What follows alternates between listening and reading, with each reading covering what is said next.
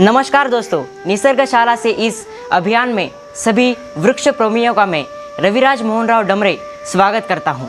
दोस्तों, मैं पालम ग्रामीण क्षेत्र जिला परभनी से हूं। निसर्गशाला से आयोजित वक्तृत्व प्रतियोगिता में मेरा पहला हिंदी के लिए विषय था भारतीय त्योहार और प्रकृति और दूसरा मराठी के लिए विषय था नदी एक जीवन। दोस्तों, आज मैं यहाँ पर अपनी रोप वाटिका का प्रदर्शन करने के लिए यहाँ पर उपस्थित हूँ। दोस्तों, मेरी रोप वाटिका का नाम है रविराज रोप वाटिका।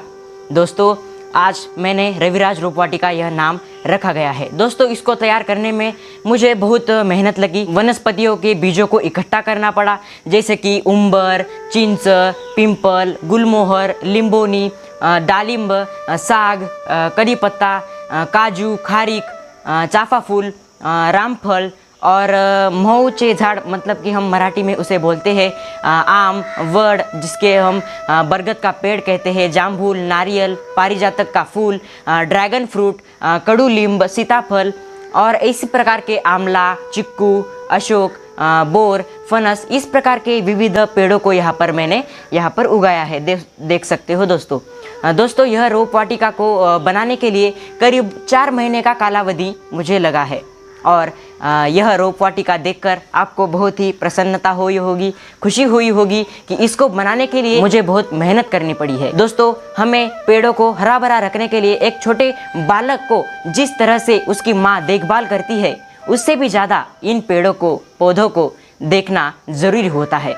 आज मैंने इस रोप वाटिका को बनाने के लिए मिट्टी से लेकर कई साधनों को इकट्ठा करना आवश्यक लगा, जिसके चलते आज यह रोप वाटिका बनी है।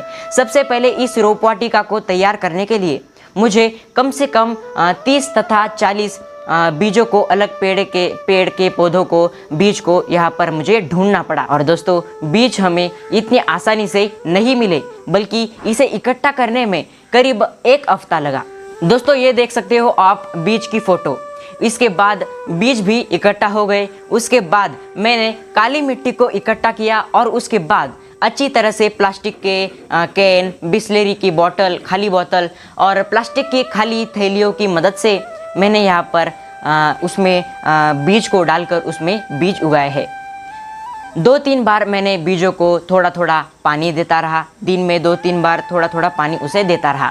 मित्रों, 15 तथा 20 दिन बाद उसमें से छोटे छोटे अंकुर मुझे उसमें दिखाई दिए गए और मैं खुशी से झूम उठा। मेरी प्रसन्नता का ठिकाना नहीं रहा।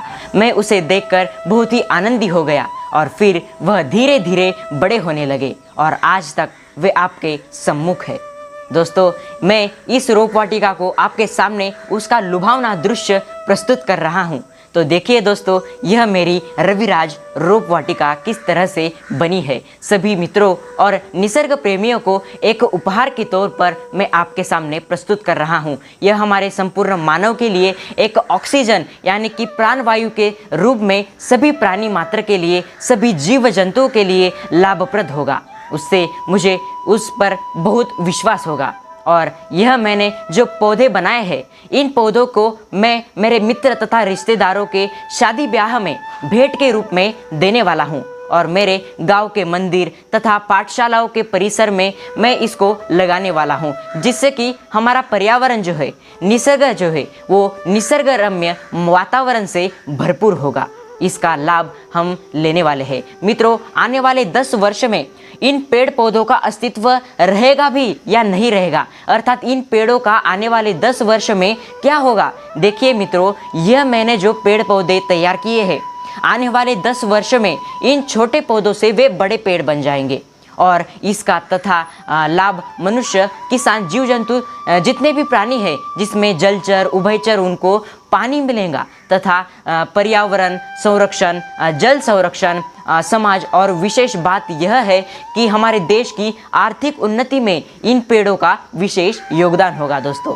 और आने वाले 10 वर्ष में इन पेड़ों से हमारे देश में पानी पीने की वर्तमान जो समस्या है, निश्चित रूप से यह समस्या पूर्ण रूप से मिट जाएगी और पुनः पहले जैसा सोने की चिड़िया बनने में कुछ देरी नहीं लगेगी। पानी यह हमारे जीवन है। पानी के बगैर किसी भी प्रकार का जीव जंतु नहीं रह सकता। इसीलिए पेड़ लगाओ, देश को बचाओ और यह स्लोगन वर्तमान युवकों के ध्यान में लेना होगा। इस संदर्भ में जगत गुरु संत तुकाराम महाराज कहते हैं कि वृक्षवल्ली आम्हा सोयरे वनचरे पक्षी ही सूस भरे आड़वीती। दोस्तों, शास्त्रज्ञ जगदीश चंद्र बोस ने भी कहा है कि पेड़ पौधों को भी भावना होती है, इसलिए पेड़ों का होना सभी के लिए बहुत ही महत्वपूर्ण है। इसलिए हमारा देश पर्यावरण संरक्षण के लिए जन जागृति और निसर्गशाला के द्वारा संपूर्ण देश में अभियान चल रहा है। यह आनंद की बात है और खासकर मैं आभार मानना चाहता हूँ अन्ना जगताप सर जी का, जिन्होंने हमारे नव युवकों को निसर्ग की प्रकृति की खूबसूरती की ओर अग्रसर कर रहे हैं।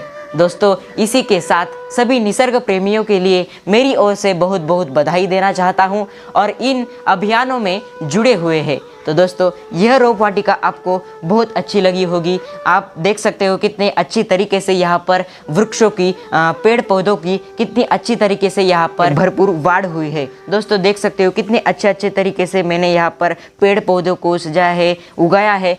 और दोस्तों, इस भयंकर गर्मी में इन पेड़ पौधों का जगाना बहुत ही मुश्किल होता है, इसीलिए आप दिन भर में 2-3 बार तो पानी डाल ही दीजिए, क्योंकि हमारे जो पेड़ पौधे हैं उनको बहुत ही अच्छी सहायता मिलेंगी, वो अच्छे से उग पाएंगे। देख सकते हो दोस्तों, कितना अच्छा दृश्य यहाँ पर दिखाई दे रहा है। और मैंने यहाँ पर एक पोस्टर भी बनाया है जो कि हमारे रोप वाटिका का संकेत देता है। रविराज रोप वाटिका, ये हमारा जो अर्थ है, जो पृथ्वी है, वो मैंने यहाँ पर पेड़ बचाओ पेड़ लगाओ का यहाँ पर संदेश मैंने यहाँ पर दिया है।